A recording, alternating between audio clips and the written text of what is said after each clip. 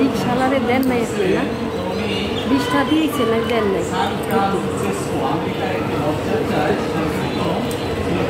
সাথে মিলিত হয়েছে এবং প্রথম রথেই উনি জয়ানন্দ প্রভু আছেন, ওনার সাথে রথ তৈরি করে আমেরিকায় উনি প্রচলন করছেন। আমরা জানি যে আষাঢ় মাসে জগন্নাথের রথ, তাই তো? তো পুরীতে জগন্নাথের রথযাত্রা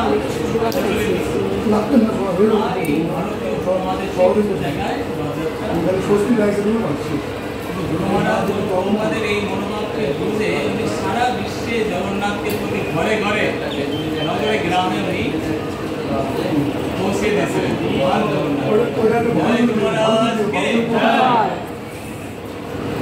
বলা হয়েছে শাস্ত্রে,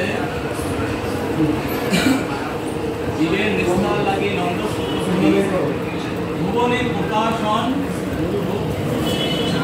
মহিমায় গুরু কৃষ্ণ এক করে যান। তো আমি যেটা বলছিলাম যে চৈতন্য মহাপ্রভু ভারতবর্ষের মধ্যে এই হরিনাম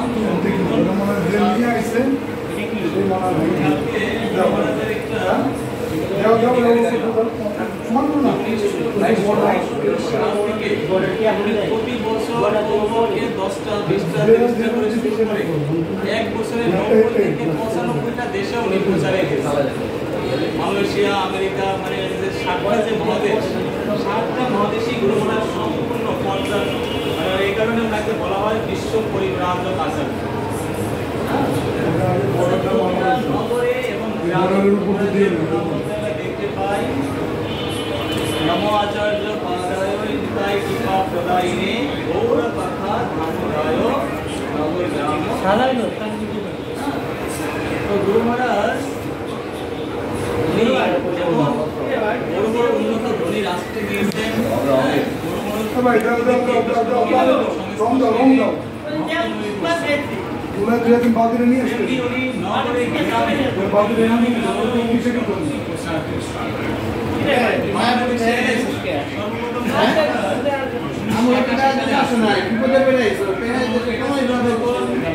মুসলিম এরিয়া প্রচার সম্ভব হয় না। তারপরও খাম নাই 1985 সালে থেকে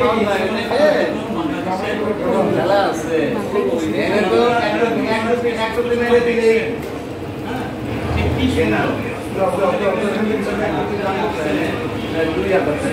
মাসে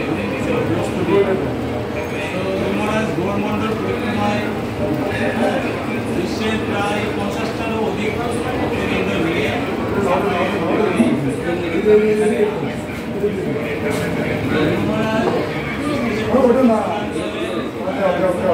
গৌরাঙ্গ মহাপ্রভু নিজ জন, যেটা প্রভুপাদ নিজে বলছেন। উনি প্রথমে কানাডা মন্দিরের দায়িত্বে ছিলেন, তারপর প্রভুপাদ তাকে ভারতবর্ষে পাঠিয়েছিলেন।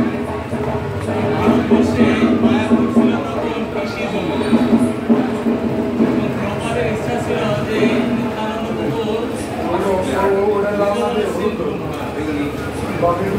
বলেছে যারা শুদ্ধ ভক্ত বা ভগবানের প্রতিনিধি বা গুরুদেব, তারা হচ্ছে নিত্যানন্দ প্রভুর একদম অন্তরঙ্গ পাশ।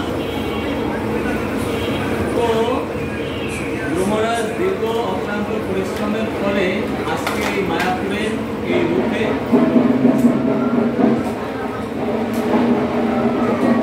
বলছে ব্রহ্মাণ্ড ভূমিতে কোনো ভাগ্যবান জীব কৃষ্ণ প্রসাদে পায়।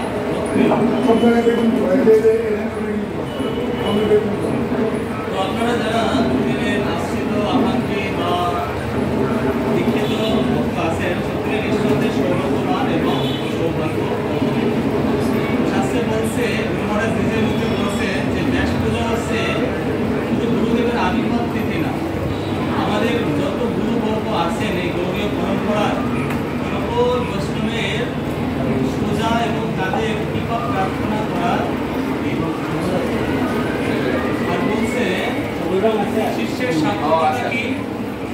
শিষ্য যদি তার মুখ থেকে গুরু মহারাজের মহিমা কীর্তন করতে পারে, হ্যাঁ, তাহলে সেই শিষ্যের সাথে অর্থাৎ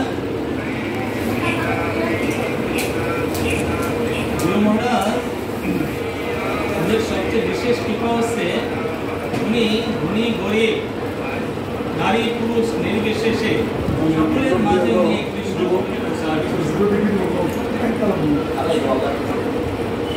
আমরা দেখতে পাই এমনকি উনি এমন জায়গায় প্রচার করছেন যে সমস্ত জায়গায় সাধুদের ধাও পর্যন্ত বেশি প্রবেশ মুসলিম কান্ট্রিগুলো, উনি সেই সমস্ত এলাকায় কঠিন প্রতিকূল পরিবেশেও কৃষ্ণ ভাবনামৃতের এই যে সুফল যা তিনি ছড়িয়ে দিয়েছেন। আমরা দেখতে পাই উনি যখন আমেরিকা পাশ্চাত্য দেশে কৃষ্ণ ভক্তি প্রচার করছিলেন, লোকেরা সবাই দলে দলে সাধু হয়ে যাচ্ছে। বাংলাদেশ যদি বলা হয় আপনি কোনো নিরামিষান থাকতে পারেন না, মহারাজের এমন ঐশ্বর্য যে দেখা যাচ্ছে আমরা মানুষের দাঁড়িয়ে দাঁড়িয়ে প্রচার করি, একজনকে ভক্তির কথা আনা কিন্তু অনেক কঠিন সমস্যা। মহারাজের যারাই দর্শন করেন তারাই প্রসাদ যদি ভক্তি করে না, এটা হচ্ছে সূর্য বৈষ্ণবের নাম। দর্শনের পরীক্ষা করো এই তোমার গুরু মহারাজ যারা দর্শন করছে। আর আমি প্র্যাকটিক্যালভাবে দেখছি গুরু মহারাজ যখন এখানে আসছিলেন অনেক রাশিয়ান ভক্ত এবং মাতাজিরা আসছে। রাশিয়ানরা সাধারণত আমাদের থেকে বাঙালির থেকে অনেক লম্বা। গুরু মহারাজ যখন কালীর মাঝখানে যাচ্ছিলেন এত সুন্দর দিব্য কলেবর, হ্যাঁ, মহারাজগণ ব্যাখ্যা করলেন যে পর্বত তুল্য, ঠিক আছে, তাদের থেকেও বিদেশি থেকে গুরু মহারাজ অনেক উঁচা লম্বা এবং সব দিক থেকে গুরু মহারাজের সবসময় একটা হাসি লেগেই থাকে। তো বলা হয়েছে গুরুদেব হচ্ছে ভগবানের প্রতিনিধি।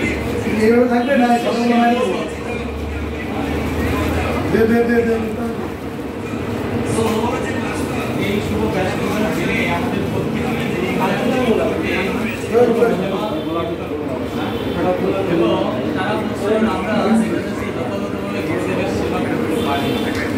আমাদের ভুল ত্রুটি গুরুদেবের কাছে অক্ষরপটে স্বীকার করা উচিত এবং তার কাছে কৃপা প্রার্থনা করা উচিত যেন আমরা সারা জীবন তার চরণে শরণাগত থেকে ভগবানের সেবা যথাযথভাবে করতে পারি।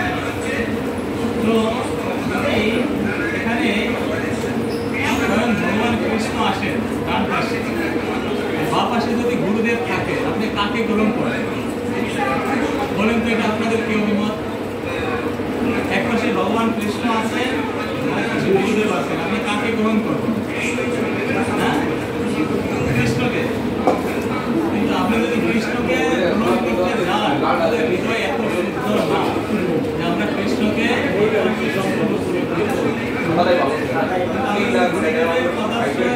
আশ্রয় গ্রহণ করি, গুরুদেবের প্রভাবে আমরা কৃষ্ণকে লাভ করি। আনুগত্যের সেবা, আমরা সরাসরি ভগবানের সেবা করার যোগ্য নয়।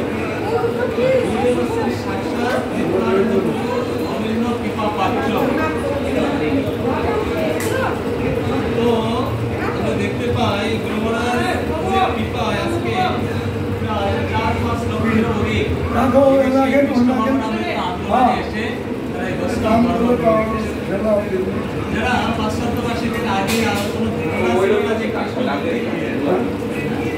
আজকে যারা সবাই সুন্দর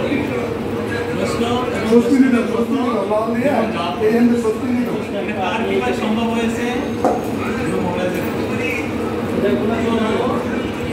গুরুদেব সন্তুষ্ট হন যদি আমরা সকলে মিলেমিশে একসাথে ভগবানের সেবা করি, বিশেষত প্রচার করি। আমরা দেখতে পাই অন্যান্য গুরুবর্গ যখন আসে তাদের ব্যবসায় তাদের সরাসরি গোপুর সেবা করা হয়, কিন্তু গুরু মহারাজ যেহেতু 2008 সালের পরের থেকে অর্থাৎ 9 সাল থেকে অসুস্থ লীলায় আসেন, কিন্তু তারপরেও তার কিন্তু